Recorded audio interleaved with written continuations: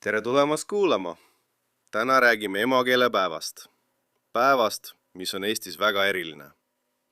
Emakeelepäeva tähistatakse 14. märtsil ja see on pühendatud eesti keelele.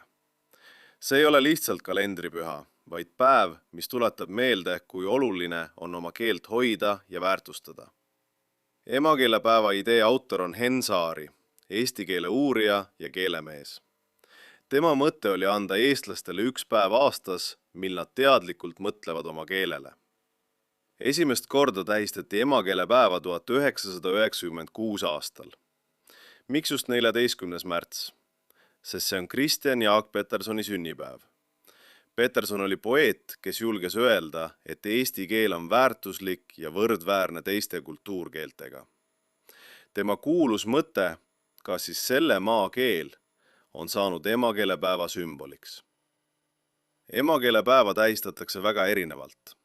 Koolides loetakse luuletusi, korraldatakse ettelugemisi ja kirjutamisvõistlusi. Raamatukogudes toimuvad kohtumised kirjanikega. Mõnes kohas peetakse keelekonverentse, kus arutletakse eesti keele tuleviku üle. Aga miks see kõik oluline on? Sest keel ei püsi elus iseenesest.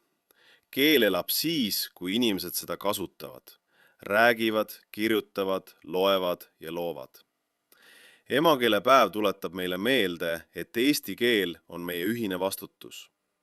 Emakeelepäev on hea hetk küsida, mida tähendab minu jaoks eesti keel? Kas see on kodu, kultuur või lihtsalt keel, millega ma igapäevaselt suhtlen? Iga vastus on õige, sest emakeel on isiklik ja samal ajal ka ühine.